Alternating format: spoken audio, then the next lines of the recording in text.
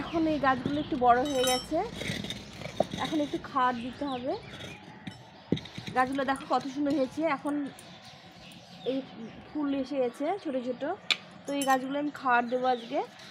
এখানে একটু খুঁড়ে দিতে হবে, আলগা করে দিতে হবে।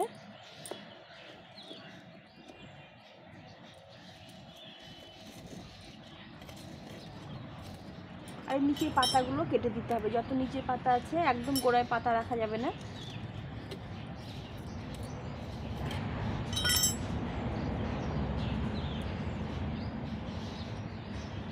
দেখো গাছগুলো কত সুন্দর হয়েছে। এখানে খাবার দিয়ে দেবো। এই এখানে একদম ঝুরঝুরে করে গোবর সার শুকিয়ে নিয়েছি, চা পাতা মতো করে।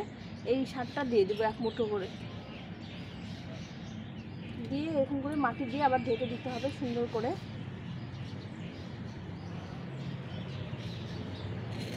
প্রত্যেকটা গাছ এভাবে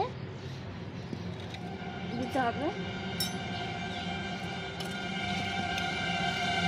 এই গাছের মধ্যে দেখো একটা টমেটো গাছ হয়েছে, তো এই টমেটো গাছগুলো পরে উঠিয়ে দেবো, একটু বড় হয়ে গেলে উঠিয়ে দেবো। এই গাছের পাতাগুলো নিচে ডালগুলো ছেটে দিতে হবে, দিয়ে এভাবে খাবার দিতে হবে। এই এক মুঠো করে গোবর সার এইভাবে করে গাছের গোড়ায় দিয়ে দিতে হবে।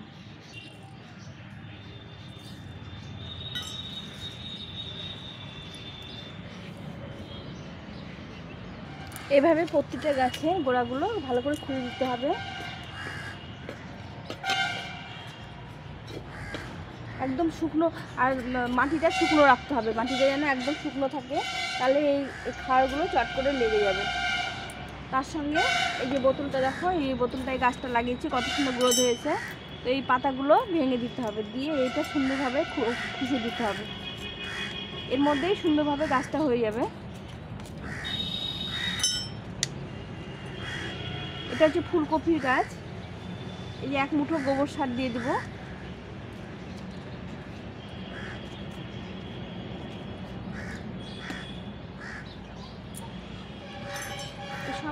সবগুলো গাছ আমি খুঁড়ে দিয়েছি।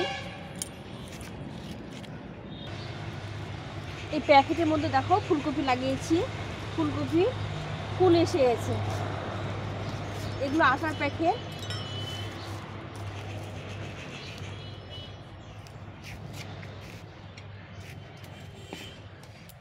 এগুলোর মধ্যেও আমি এক মুঠো করে খাবার দিয়ে দেবো। প্রতিটা গাছের গোড়ায় আমি এক মুঠো করে এরকম করে গোবর সার দিয়ে দেবো। এই নিচে ডালগুলো ভেঙে দিতে হবে, যে ডালগুলো হলুদ হয়ে গেছে এই ডালগুলো ভেঙে দিতে হবে, দিয়ে এরকম করে ভালো করে গোড়াটা খুঁড়ে দিয়ে এক মুঠো করে খাবার দিয়ে দেবো।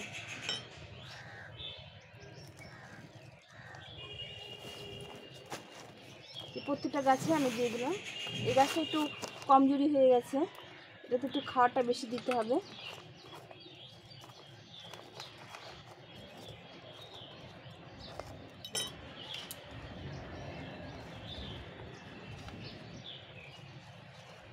গাছের গোড়াটা একদম শুকিয়ে নিতে হবে। এগুলো রসুন বুনেছি, দেখো রসুনগুলো কত বড়, রসুন পাতাগুলো কত বড় বড় হয়ে গেছে। এগুলো রসুন পাতা। এই যে এখানে রসুন পাতা বুনেছি। আর এই গাছটা খুব একটা বড় হয়নি, এই গাছটা দেখো কেমন ছোট হয়ে আছে। এটা একটু রোদে দিতে হবে। এটাতে আজকে লিকুইড খাবার দেবো না, শুধু শুকনো খাবার দেবো।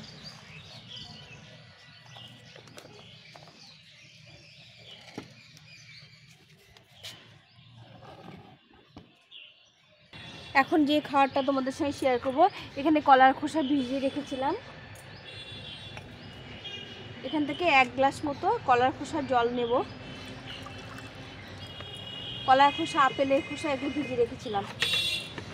এই 1 গ্লাস কলার খোসার জল নিলাম।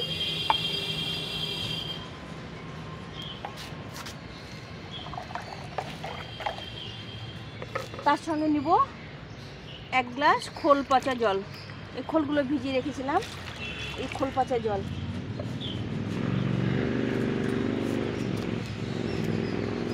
এর সঙ্গে নিব 1 গ্লাস ভাতের মাড়। এই ভাতের মাড়গুলো রেখেছিলাম, এগুলো নিয়ে এখানে আরও 4-5 গ্লাস জল দিয়ে এটাকে সার করে নেব, লিকুইড সার করে নেব।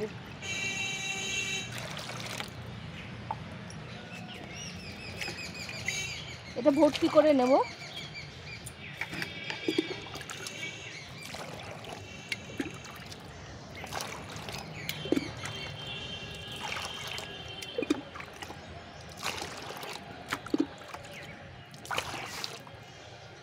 এখন এই সারটা আমি প্রত্যেকটা গাছের গোড়ায় দিয়ে দেব।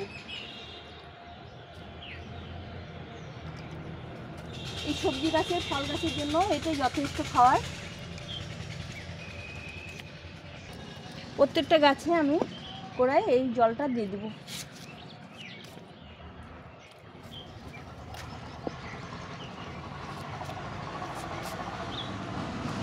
এটা খুব ভালো একটা লিকুইড খাবার।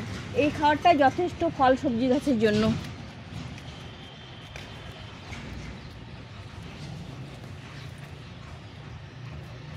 সব গাছগুলোতে আমি এই জলটা দিয়ে দেব।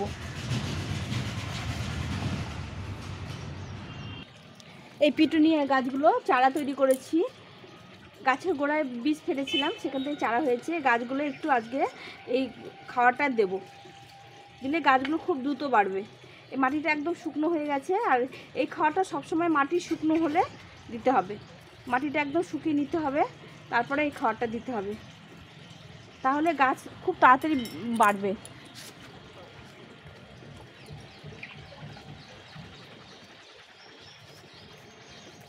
এইটা আমি এখন দিয়ে দেবো গাছের গোড়ায়। দেখো মাটিটা একদম শুকিয়ে গেছে। এভাবে করে সব গাছে আমি এই খাবারটা দিয়ে দেবো। গাছগুলো দেখো কতটা বড় হয়ে গেছে, ছোট্ট ছোট্ট লাগিয়েছিলাম একদম পুচকু পুচকু।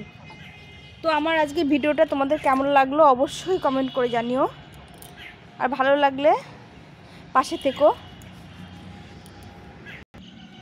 এই যে আমার পেঁয়াজ গাছগুলো কত সুন্দর হয়েছে, আর এগুলো রসুন পাতাগুলো বড় হয়েছে, খাওয়ার মতো হয়ে গেছে।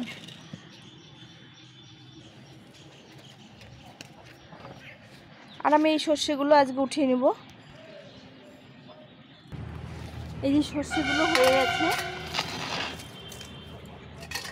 এ দেখো এই সর্ষেগুলো শুকিয়ে গেছে, এগুলো আজকে উঠিয়ে নেব।